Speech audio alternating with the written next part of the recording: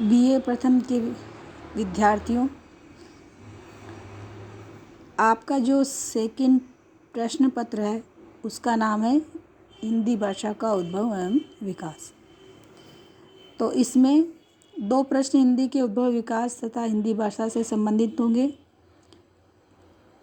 इसमें पहला है हिंदी भाषा का उद्भव विकास। इसके बारे में हमने कल पढ़ा था, जिसका टॉपिक था हिंदी भाषा का उद्भव।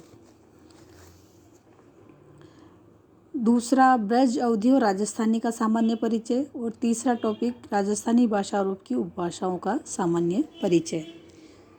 इसमें से आपके 2 प्रश्न आएंगे परीक्षा के अंदर। फिर जो दूसरा यूनिट है उसमें आपके 3 प्रश्न हिंदी साहित्य के इतिहास पर आधारित होंगे, जिसका पहला टॉपिक होगा काल विभाजन, उसके पश्चात नामकरण और कालगत परिस्थितियाँ। ब है प्रवृत्तियाँ एवं प्रमुख रचनाकार। स है आधुनिक काल में कविता का विकास।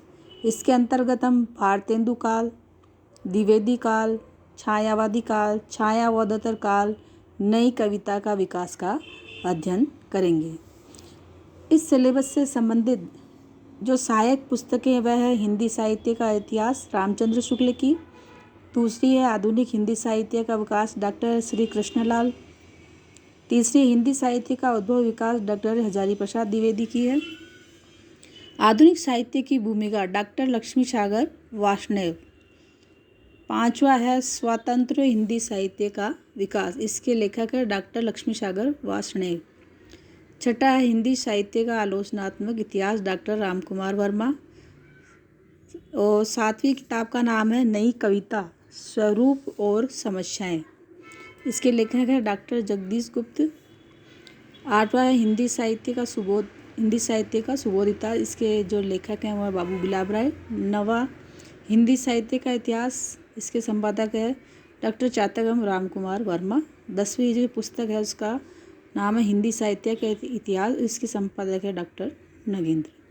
तो ये आपके सेकंड प्रश्न पत्र का सिलेबस है और उससे संबंधित किताबें हैं जो कि आपको पढ़ने में सहायक सिद्ध होगी। अब हमने कल पढ़ा था हिंदी भाषा का उद्भव, आज हम पढ़ेंगे हिंदी भाषा का विकास, यानी हिंदी भाषा का विकास किस प्रकार से हुआ था।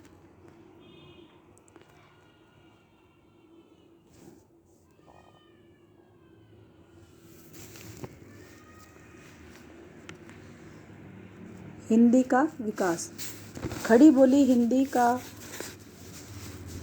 उद्भव सोर्स यानी अपभ्रंश से हुआ है, किंतु यदि हिंदी को पश्चिमी हिंदी और पूर्वी हिंदी की 8 बोलियों की प्रतिनिधि माने तो इसका उद्भव सोर्स यानी तथा अर्ध मागधी अपभ्रंश से हुआ है। यदि उसे 17 बोलियों की प्रतिनिधि माने तो हिंदी का उद्भव सोर्स यानी की अर्ध मागधी तथा मागधी अपभ्रंश से हुआ माना जाता है। हिंदी भाषा के कुछ व्याकरणिक रूप पाली में ही मिलने लगते हैं। प्राकृत काल में उनकी संख्या और भी बढ़ गई। अपभ्रंश काल में ये रूप प्राय 40% से भी ऊपर हो गए, किंतु हिंदी भाषा का वास्तविक आरंभ 1000 ईस्वी से माना जाता है। हिंदी के विकास का इतिहास 1000 ईस्वी से 1975 ईस्वी तक फैला है। भाषा के विकास की दृष्टि से इस पूरे समय को 3 कालों में बांटा जा सकता है: आदिकाल, मध्यकाल और आधुनिक काल। आदिकाल 1000 से 1500। आदिकाल में हिंदी अपभ्रंश को बहुत अधिक निकट थी। आदिकालीन हिंदी में मुख्यतः उन्हीं ध्वनियों यानी स्वर और व्यंजनों का प्रयोग मिलता है जो अपभ्रंश में प्रयुक्त होती थी। मुख्य अंतर इनमें यह है: अपभ्रंश में केवल 8 स्वर थे: ए, आ, ई, उ, ए, ओ। ये 8 ही स्वर मूल स्वर से आदिकालीन हिंदी में दो नए स्वर आए जो कि ए, औ विकसित हो गए, जो संयुक्त स्वर थे तथा जिनका उच्चारण क्रमशः ऐ, औ था। च, छ, झ, झ संस्कृत, पाली, प्राकृत और अपभ्रंश में स्पर्श व्यंजन थे, किंतु आदिकालीन हिंदी में आकर ये स्पर्श संघर्षी हो गए और तब से अब तक ये स्पर्श संघर्षी ही है। न, र, ल, स संस्कृत, पाली, प्राकृत और अपभ्रंश में दंतीय ध्वनियाँ थी। आदिकाल में ये वतर्ष्य हो गई। अपभ्रंश में ड, ठ व्यंजन नहीं थे। आदिकालीन हिंदी में इनका विकास हुआ। न, मह, लह पहले संयुक्त व्यंजन थे, अब वे क्रमशः न, म, ल के महाप्राण रूप एवं मूल व्यंजन हो गए थे।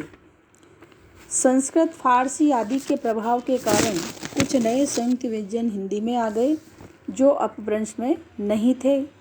आदिकाल हिंदी का व्याकरण 1000 या 1000 ईसा के आसपास तक अपभ्रंश के बहुत अधिक निकट था, किंतु धीरे धीरे अपभ्रंश के व्याकरणिक रूप कम होते गए और हिंदी के अपने रूप विकसित होते गए। धीरे धीरे 1500 ईसा तक हिंदी अपने पैरों पर खड़ी हो गई और अपभ्रंश के रूप प्राय प्रयोग से निकल गए। मध्यकाल 1500 से 1800 इस काल में ध्वनि, व्याकरण तथा शब्द भंडार के क्षेत्र में मुख्यतः आगे दिए गए परिवर्तन हुए। ध्वनि के क्षेत्र में 2-3 बातें उल्लेखनीय हैं। फारसी की शिक्षा की कुछ व्यवस्था तथा दरबार में फारसी का प्रयोग होने से उच्च वर्ग में फारसी का प्रयोग हुआ, इसलिए हिंदी में क, ख, ग, ज, फ ये 5 नए व्यंजन आ गए। शब्दांत का ए कम से कम मूल व्यंजन के बाद आने पर लुप्त हो गया, अर्थात राम का उच्चारण राम होने लगा, किंतु भक्त जैसे शब्दों में जहाँ ए के पूर्व संयुक्त व्यंजन था, ए बना रहा। कुछ स्थितियों में अक्षरांत ए का लोप होने लगा। उदाहरण के लिए आदिकालीन जप्ता अब उच्चारण जप्ता हो गया। है के पहले का ए कुछ स्थितियों में ए जैसा उच्चारित होने लगा, जैसे अहमद, एहमद। व्याकरण की दृष्टि से व्याकरण के क्षेत्र में मुख्यतः 3 बातें उल्लेखनीय हैं। इस काल में हिंदी भाषा व्याकरण के क्षेत्र में पूरी तरह अपने पैरों पर खड़ी हो गई। अपभ्रंश के रूप प्राय हिंदी से निकल गए। जो कुछ बचे थे वे ऐसे थे जिन्हें हिंदी ने आत्मसात कर लिया था। भाषा आदिकालीन भाषा की तुलना में और भी वियोगात्मक हो गई। संयोगात्मक रूप और भी कम हो गए, पर सर्गों तथा सहायक क्रियाओं का प्रयोग और भी बढ़ गया। उच्च वर्ग में फारसी का प्रयोग होने के कारण हिंदी वाक्य रचना फारसी से प्रभावित होने लगी थी। शब्द भंडार की दृष्टि से ये बातें मुख्य है, जैसे इस काल में आते आते काफ़ी शब्द फारसी लगभग 3500, अरबी के लगभग 2500, पश्तो लगभग 50 तथा तुर्की लगभग 125 से हिंदी में आ गए और उनकी संख्या लगभग 600 हो गई। भक्ति आंदोलन के चरम बिंदु पर पहुंचने के कारण तत्सम शब्दों का अनुपात भाषा में और भी बढ़ गया।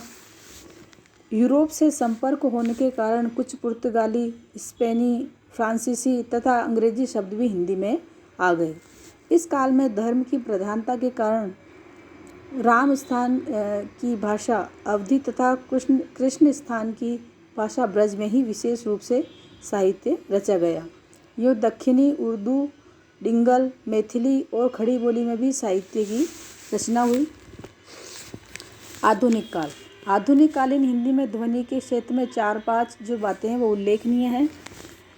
आधुनिक काल में शिक्षा के व्यवस्थित प्रचार के कारण तथा प्रारंभ में हिंदी प्रदेश में अनेक क्षेत्रों में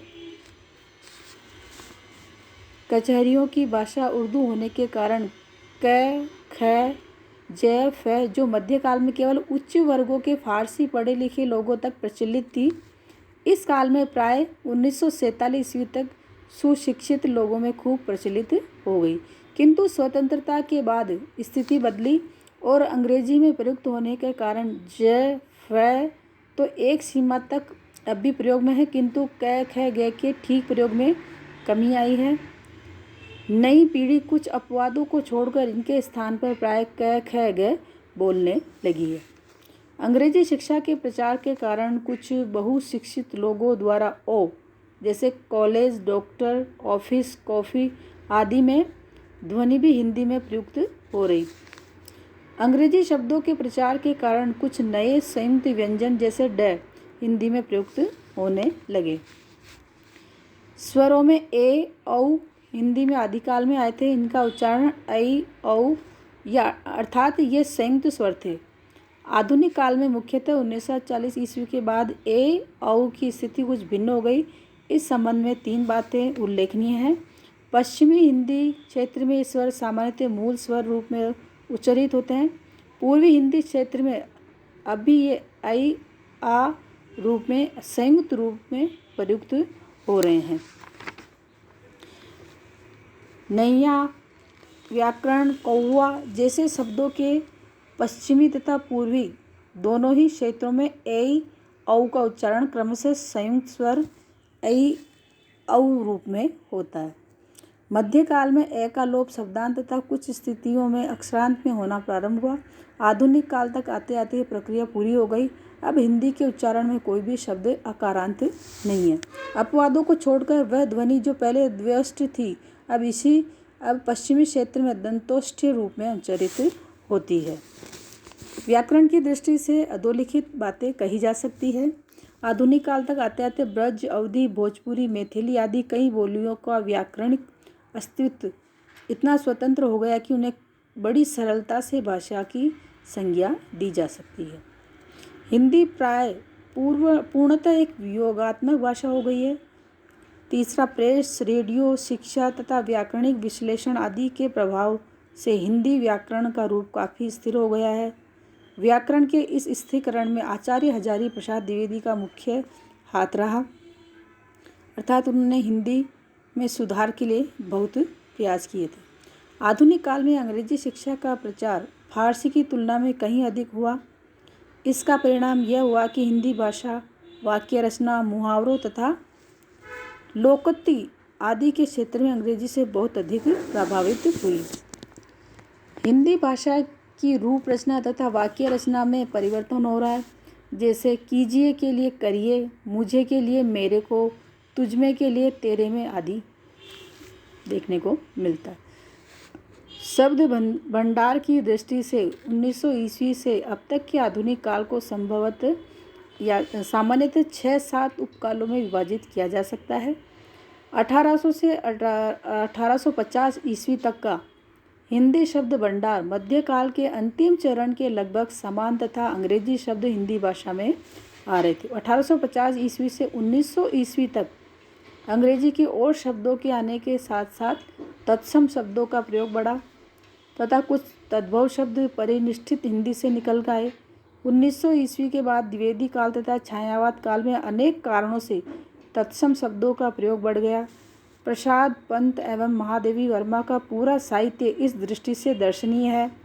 इसके बाद प्रगतिवादी आंदोलन के कारण तद्भव शब्दों में वृद्धि तथा तत्सम शब्दों में कमी आई। इसके बाद के शब्द भंडार की बातें जो उल्लेखनीय है वो इस प्रकार है। पहली, अनेक पुराने शब्द नए अर्थों में प्रचलित हो गए, जैसे सदन, राज्यसभा तथा लोकसभा दोनों के लिए प्रयुक्त है। नई आवश्यकता पूर्ति के लिए क्षणिका, फिल्माना, घुसपैठिया जैसे बहुत से नए शब्दों का निर्माण कर लिया गया। साहित्य में एक नाटक, उपन्यास, कहानी एवं कविता की भाषा बोलचाल के निकट है, किंतु आलोचना की भाषा तत्सम शब्दों से काफ़ी लदी हुई है। पारिभाषिक शब्दावली में अन्य भाषाओं के शब्द तथा नए शब्दों का समावेश किया गया है। स्वतंत्रता से पूर्व हिंदी में 5-6 हज़ार शब्द ही थे, किंतु अब उनकी संख्या लगभग 1 लाख है और वर्तमान समय में तो और भी बढ़ गई है।